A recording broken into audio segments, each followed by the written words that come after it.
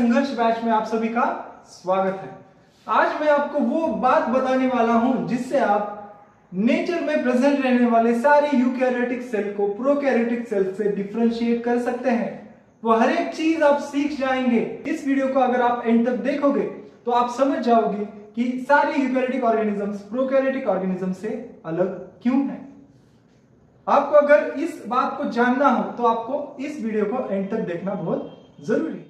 जो बच्चे नए हैं उनको इस बारे में पता होना चाहिए कि ये जो संघर्ष बैच है 11th 12th नीट के लिए प्रिपेयर करने वाले जितने भी स्टूडेंट्स हैं उनका एक बायोलॉजी सेशन है जिसमें पूरे नीट बायोलॉजी को विस्तार से पढ़ाया जाएगा, जिसमें हर एक कंसेप्ट आपकी क्लियर हो जाएगी। आप सभी अगर बायोलॉजी पढ़ने वाले स्टूडेंट हैं या फिर आपके पहचान में जो कोई भी स्टूडेंट ऐसा हो जो नीट के लिए प्रिपेयर करेगा तो उस तक इस चैनल के लिंक को शेयर कीजिए, क्योंकि आपका एक शेयर उसे नॉलेज देने में बहुत हेल्प कर सकता है। तो आज यूकैरियोटिक सेल के बारे में पढ़ना है। आज सोचिए कि कुछ नई कंसेप्ट के बारे में हम जानना चाहते हैं। नीट का प्रिपरेशन करते वक्त हर बार हमें ये बात समझ में आती है कि बायोलॉजी इतनी कॉम्प्लेक्स है, इतने सारे कंसेप्ट हम एक साथ कैसे याद रखें। ये क्वेश्चन हर वो बच्चा पूछता है जो नीट के लिए प्रिपेयर करता है। आज आपको इस सेशन में उन सारी बातों का जवाब मिल जाएगा, क्योंकि चीजें कैसे याद रखी जाती हैं वो सभी बातें हम जानते हैं। हम ये सारी चीजें आपको सिखा देंगे। उसके लिए आपको हमसे जुड़े रहना जरूरी है, क्योंकि ये सारी चीजें हमने भी की है। हमें पता है कि ये कंसेप्ट को दिमाग में परमानेंटली कैसे फिट किया जा सकता है। आपको जिंदगी में कभी भी वो कंसेप्ट आपके सामने आ जाए तो वो कंसेप्ट आप पूरी तरह से कैसे मेमोराइज करोगे, ये सारी चीजें आपको इस चैनल पे सिखाई जाएगी। ये सारी चीजें सीखने के लिए और नए नए कंसेप्ट को डिटेल में जानने के लिए, जिससे आने वाला हर एक क्वेश्चन आप इजीली क्रैक कर पाओगे, तो आपको इस चैनल से जुड़े रहना है। जुड़ जाइए इस संघर्ष बैच से और इतना संघर्ष कीजिए कि जो भी बायोलॉजी का सब्जेक्ट है उसमें 360 आउट ऑफ 360 आप ले पाओ। इतना स्ट्रगल हमें करना है। ये संघर्ष बैच का गोल ही वही है कि हर बच्चों को बायोलॉजी इतनी आसान हो जाए कि वो बायोलॉजी से बिल्कुल भी ना डरे। तो चलिए आज का हमारा ये इंटरेस्टिंग टॉपिक हम शुरू करते हैं एक पॉजिटिव माइंडसेट के साथ। आज हम एक प्रॉमिस करते हैं कि हम इतना संघर्ष करेंगे कि जीत आखिर में हमारी ही होगी। तो चलो शुरू करते हैं इसी बात पे हमारा सबसे पहला टॉपिक, जिसमें हम यूकैरियोटिक सेल को डिफरेंशिएट करेंगे फ्रॉम द प्रोकैरियोटिक सेल। ऐसी क्या चीजें हैं यूकैरियोटिक सेल के अंदर जो उसे डेवलप्ड बनाती है। अब तक हमने जो पढ़ा था वो प्रोकैरियोटिक का पॉइंट था, या पूरा सेशन डिस्क्रिप्शन में मिल जाएगा। बट अगर आपको प्रोकैरियोट्स से यूकैरियोट्स को डिफरेंशिएट करना है तो आपको यूकैरियोटिक के सारे कैरेक्टर्स पता होने बहुत जरूरी है। हमें ये तो पता है कि जब भी हम यूकैरियोटिक सेल के बारे में पढ़ते हैं, किसके बारे में पढ़ेंगे बच्चों? जब भी हम यूकैरियोटिक सेल के बारे में पढ़ते हैं तो हमें ये बात पता होनी चाहिए कि इसी यूकैरियोटिक वर्ड के अंदर उसका मीनिंग छुपा हुआ है। उसका मीनिंग उसी वर्ड में छुपा है। जैसे कि यू यानी कि डेवलप्ड। यू का मतलब क्या होगा? डेवलप्ड। और जो कैरियो है, कैरियो जो वर्ड है उसका मतलब होता है न्यूक्लियस। राइट। अगर यूकैरियोटिक को हमने स्प्लिट कर दिया दो डिफरेंट वर्ड्स के अंदर तो यू का मतलब होता है डेवलप्ड और कैरियो का मतलब होता है न्यूक्लियस। ऐसे सेल्स जिसके अंदर एक डेवलप्ड न्यूक्लियस है। पिछले सेशन में ही हमने पढ़ा था कि प्रोकैरियोटिक मतलब जिसके अंदर प्रिमिटिव न्यूक्लियस है, जो मेम्ब्रेन से बाउंडेड नहीं है या वेल ऑर्गेनाइज्ड नहीं है।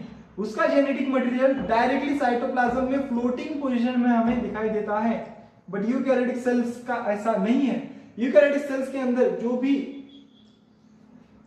जेनेटिक मटेरियल है वो न्यूक्लियर मेम्ब्रेन से बाउंडेड होता है। क्या बात है, मतलब उन्होंने एक प्रोटेक्टिव लेयर के अंदर जेनेटिक मटेरियल को रखा है जो सारे सेलुलर एक्टिविटीज को कंट्रोल करेगा।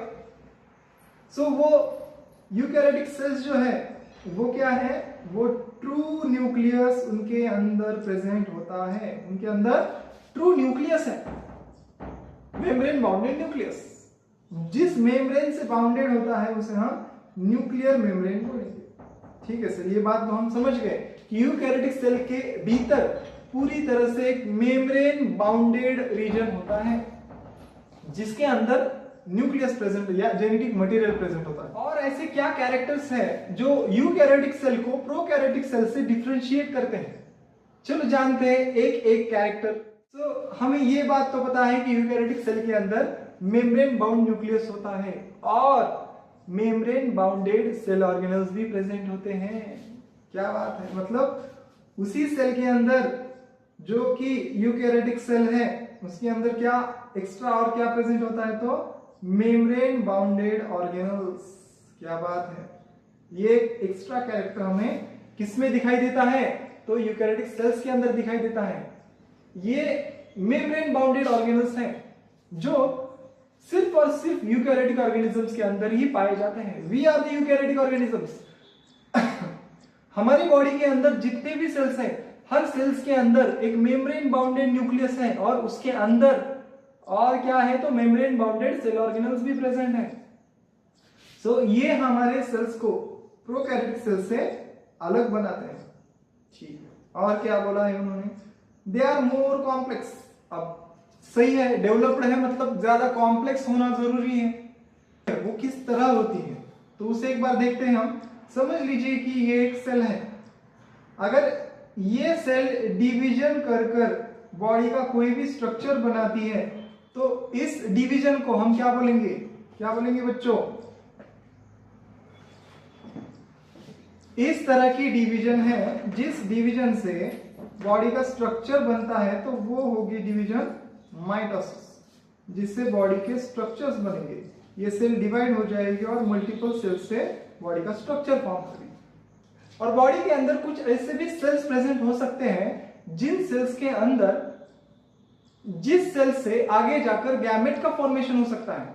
ठीक है, वो एक हैप्लॉइड मेल गैमेट हो या हैप्लॉइड फीमेल गैमेट हो, उस तरह के डिवीजन से जिससे गैमेट का फॉर्मेशन होगा उसे हम बोलेंगे, उस डिवीजन को हम क्या बोलेंगे, मियोसिस डिवीजन। क्या बोलेंगे, मियोसिस डिवीजन। सो जो भी यूकैरियोटिक सेल्स हैं अगर वो गैमेट का फॉर्मेशन करते हैं तो उन्हें मियोसिस डिवीजन की जरूरत है, और अगर वो बॉडी का स्ट्रक्चर जनरेट करेंगे तो उनके अंदर कौन सी डिवीजन होनी जरूरी है, माइटोसिस डिवीजन होनी जरूरी है। अगर यही बात हम प्रोकैरियोटिक के बारे में पढ़े तो हमें यह बात पता चलती है कि प्रोकैरियोटिक सेल के अंदर बाइनरी फिशंस होता है, बाइनरी फिशन से वो डिवाइड करते हैं, बट यहाँ पे माइटोसिस या मियोसिस डिवीजन से सेल्स डिवाइड किए जाते हैं। उसका फेट क्या है, आगे जाकर स्ट्रक्चर फॉर्म करेंगे तो माइटोसिस से होगा, आगे जाके गैमेट फॉर्मेशन करेंगे तो मियोसिस से होगा। ठीक है, तो ये बात आप याद रखना। अब ये यूकैरियोटिक सेल्स के अंदर क्या क्या आएगा, तो सारे के सारे प्रोटिस्टा, प्रोटिस्टा किंगडम में प्रेजेंट रहने वाले जितने भी ऑर्गेनिजम्स हैं, जैसे कि यूग्लिना, उसके बाद अमीबा, उसके बाद पैरामीशियम,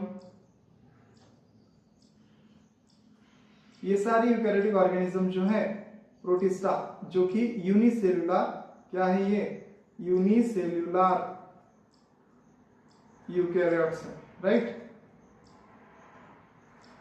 ये सारे के सारे यूनिसेलुलर यूकैरियोटिक ऑर्गेनिजम्स हैं। सो इन्हें हमें याद रखना है क्योंकि ये सिंगल सेल्ड यूकैरियोटिक सेल्स हैं जो इंडिपेंडेंट एग्जिस्टेंस शो करते हैं, और बाकी के सारे ऑर्गेनिजम्स ये मल्टी सेलुलैरिटी शो करते हैं। जैसे कि बाकी हम फंगस पढ़ते हैं, फंगस के जो भी ऑर्गेनिजम्स है वो मल्टी सेलुलर है एक्सेप्ट ईस्ट, ईस्ट एक यूनिसेलुलर फंगस है। ठीक है, और अगर हम देखें तो बाद में प्लांट्स आ जाएंगे, उसके बाद एनिमल्स आ जाएंगे। ये सारे के सारे ऑर्गेनिजम्स कैसे होने चाहिए, तो ये सारे ऑर्गेनिजम्स यूकैरियोटिक ओरिजिन के होने चाहिए, उनके अंदर जो सेल्स प्रेजेंट है वो यूकैरियोटिक सेल्स है। ठीक है, तो ये बातें हमें याद रखनी है। चलो आगे बढ़ते हैं, हम यूकैरियोटिक सेल को डिटेल में पढ़ते हैं। तो ये बातें हमने पढ़ ली है कि उसके अंदर ट्रू न्यूक्लियस होता है, मेम्ब्रेन बाउंड ऑर्गेनल्स होते हैं, एटीएस टाइप ऑफ राइबोसोम पाया जाता है, वो हम देखेंगे अभी थोड़ी देर बाद। कॉम्प्लेक्स साइटोस्केलेटन होना चाहिए, linear DNA with histone protein packaging and cell division by mitosis and meiosis. चलो एक एक कर हम सारे सेल ऑर्गेनल्स पढ़ते हैं। क्या इंटरेस्टिंग डायग्राम दिख रहा है, देखो, मतलब यहाँ पे एक यूकैरियोटिक सेल को टोटली उसके सारे के सारे सेल ऑर्गेनल्स डिटेल में बताए गए हैं, जो यूनिसेलुलर या प्रोकैरियोटिक ऑर्गेनिज्म से पूरी तरह से अलग इमेज हमें यहाँ पे शो हो रही है, राइट। सो देखते हैं कि उसके अंदर क्या क्या रीजन्स है, एक बार फास्ट रिवाइज करेंगे, उसके बाद एक एक सेल ऑर्गेनल्स को हम पढ़ेंगे। ठीक है, सबसे बाहर वाली लेयर यहाँ पे दिखेगी। ठीक है, यहाँ पे अगर आप देखोगे, मैं जो लाइन ड्रॉ करूंगा उस पर आप ध्यान दीजिए। सबसे बाहर वाली लाइन, ये देखो, यहाँ से यहाँ तक आने वाली जो लाइन है ये होगी प्लाज्मा मेम्ब्रेन। ठीक है, इसे हम क्या बोलेंगे, प्लाज्मा मेम्ब्रेन, क्योंकि सबसे एनिमल सेल के अंदर सबसे बाहर की लेयर, आउटर बॉर्डर लाइन कौन फॉर्म करेगा, तो प्लाज्मा मेम्ब्रेन, क्योंकि एनिमल सेल्स के अंदर सेल वॉल एब्सेंट होती है। ये बात तो हमारे बच्चे जानते हैं कि सेल वॉल तो प्लांट्स में प्रेजेंट होती है, फंगस में प्रेजेंट होती है, बट एनिमल्स में एब्सेंट होती है। ठीक है, तो एनिमल सेल्स, ये वाली जो सेल है ये रिप्रेजेंट कर रही है एनिमल सेल को। तो एनिमल सेल के सबसे बाहर वाली लेयर कौन सी होगी, तो प्लाज्मा मेम्ब्रेन। ठीक, उसके बाद ये सेंट्रल रीजन जो है, ये वाला रीजन, ये है न्यूक्लियस। ठीक है, ये क्या है, ये न्यूक्लियर एनवेलप, और अंदर वाला रीजन न्यूक्लियस। ठीक है, ये पूरा का पूरा रीजन क्या होगा, न्यूक्लियस का रीजन। अगर हम पढ़े तो ये control centre of the cell है, ये न्यूक्लियस है। ठीक है, इसके बाद जो फ्लूइड है जिसके अंदर सारे के सारे सेल ऑर्गेनल्स है, उस फ्लूइड को हम बोलेंगे, कहां गया, साइटोप्लाज्म। ये है साइटोप्लाज्म। जो फ्लूइड अंदर प्रेजेंट है उस फ्लूइड को हम क्या बोलेंगे, साइटोप्लाज्म। इसके बाद ये गोल्गी apparatus होगा, राइट। ये वाला रीजन जो है, ये पिंकिश रीजन, ये गोल्गी apparatus होगा। Smooth endoplasmic reticulum, rough endoplasmic reticulum, chloroplast, mitochondria, ये सारे के सारे सेल ऑर्गेनल्स मिलकर एक यूकैरियोटिक सेल बनाते हैं। चलो डिटेल में एक एक सेल ऑर्गेनल को देखते हैं। ठीक है, अगर हम प्लांट या एनिमल सेल को डिफरेंशिएट करें तो क्या क्या डिफरेंस आता है, तो प्लांट सेल के अंदर सेल वॉल होती है। अगर देखें तो आपको उस इमेज के अंदर सेल वॉल बाहर से ग्रीन कलर में सेल वॉल दिखाई देगी। वो सेल वॉल उसे प्लांट या एनिमल सेल से अलग बनाती है। मतलब प्लांट्स में सेल वॉल है, इसीलिए वो सेल अलग है as compare to this animal cell. ये एनिमल सेल है, ये एनिमल सेल उनसे अलग है। क्यों है, क्योंकि उनके अंदर सेल वॉल प्रेजेंट नहीं है। वो प्लांट सेल है, उसके पास सेल वॉल है, इसके पास सेल वॉल नहीं है। देखो देखो क्या क्या डिफरेंसेस आते हैं। मतलब यूकैरियोटिक सेल के अंदर भी बहुत से ऐसे डिफरेंसेस हैं जो उन्हें यूनिक बनाते हैं। जैसे कि प्लांट सेल में आउटर मोस्ट कवरिंग है, जिसकी वजह से प्लांट सेल का शेप एकदम एक्यूरेट है। वो एक शेप को एक्वायर करके बैठा है due to presence of the cell wall. But इसके पास, इन भाई साहब के पास तो वो नहीं है, सेल वॉल ही नहीं है। इसका मतलब क्या, उसके अंदर साइटोस्केलेटन है जो उसका शेप मेंटेन करेगा। उसके बारे में भी हम पढ़ेंगे। ठीक है, इसके पास सेल वॉल नहीं है। इसके पास क्लोरोप्लास्ट प्रेजेंट है। देखो ग्रीन कलर का दिख रहा है, दिखने में ग्रीन कलर क्या रिप्रेजेंट करता है, तो फोटोसिंथेसिस। उसके अंदर फोटोसिंथेसिस होती है। क्यों होती है, क्योंकि उसके पास एक प्लास्टिड है, जिस प्लास्टिड को हम क्लोरोप्लास्ट बोलेंगे। इस बेचारे के पास नहीं है। क्यों नहीं है, क्योंकि ये एक एनिमल सेल है और खुद का खाना खुद सिंथेसाइज करने की एबिलिटी इन एनिमल सेल्स में प्रेजेंट नहीं होती। किसमें प्रेजेंट होती है, प्लांट सेल्स में। So chloroplast is a characteristics of plant cell and it is absent in animal cell. Large vacuole होता है। क्यों, क्योंकि फोटोसिंथेसिस करता है। सोल्यूट मेंटेनेंस, वो काम सभी किसे करना पड़ता है, प्लांट सेल को करना पड़ता है। उसका फंक्शन भी हम देखेंगे। इसके पास स्मॉल होता है या वैक्यूल एब्सेंट ही होता है। ठीक है, और जो प्लांट सेल्स हैं उनकी शेप फिक्स्ड होती है, क्योंकि उनके ऊपर ये बॉर्डर लाइन जो आपको दिख रही है, उनका शेप वही डिसाइड करेगी। इनके पास तो कोई बॉर्डर लाइन नहीं है, according to their function they can change their shape. Animal cells क्या करेंगे, उनके फंक्शन के अनुसार उनका शेप चेंज कर सकते हैं, बट उनके पास तो फिक्स शेप है। ठीक है, तो ये सारी बातें हमें प्लांट और एनिमल्स के डिफरेंशिएशन में याद रखनी जरूरी। सो अगर आपको इसी तरह से हर एक सेल ऑर्गेनल को डिटेल में पढ़ना है तो आपको इस सेशन से इसी तरह जुड़े रहना पड़ेगा और बेल आइकॉन प्रेस कीजिए, जिससे आपको सारे नोटिफिकेशंस, कब वीडियो अपलोड हो गई है, कब मैं लाइव आने वाला हूं, ये सारे नोटिफिकेशंस आपको टाइम टू टाइम मिलते रहेंगे, जिससे आपकी हेल्प होगी। आपको अगर इसी तरह से पढ़ते रहना है, इसी तरह से सारी बातें इमेजिन करनी है, तो आपको इस सेशन से जुड़े रहना पड़ेगा। अगर आप नए हो तो चैनल को सब्सक्राइब करो और बेल आइकॉन प्रेस करो, जिससे आपको सारे नोटिफिकेशन टाइम टू टाइम मिलते रहेंगे। सो मिलते हैं अगले सेशन में, जिसमें आप हर एक सेल ऑर्गेनल को डिटेल में पढ़ेंगे। आज के सेशन में आपने पढ़ा कि कैसे एक प्रोकैरियोटिक सेल को यूकैरियोटिक सेल से डिफरेंशिएट किया जाता है और किस तरह से यूकैरियोटिक सेल्स भी अपने अपने में ही डिफरेंसेस जनरेट करते हैं, जिससे अलग अलग वेरिएशंस, अलग अलग किंगडम्स जनरेट होते हैं। कुछ यूकैरियोटिक सेल्स ऐसे हैं जिन्होंने उनका खुद का इंडिपेंडेंट एग्जिस्टेंस बना लिया, जो यूनिसेलुलर ही रहे, वो कभी कॉम्प्लेक्स बने ही नहीं, तो वो बन गए प्रोटिस्टा। और जो कॉम्प्लेक्स बने, जो मल्टीसेलुलरिटी जिन्होंने अडॉप्ट कर ली, वो बन गए प्लांट्स, फंगस, एनिमल्स। ओके, सो ये सारी बातें अब डिटेल में अगर पढ़नी हो तो चैनल से जुड़े रहो। मिलते हैं अगले सेशन में, जिसमें हम डिटेल में हर एक सेल ऑर्गेनल पढ़ेंगे। चलो अगले सेशन में जुड़िए। Thank you.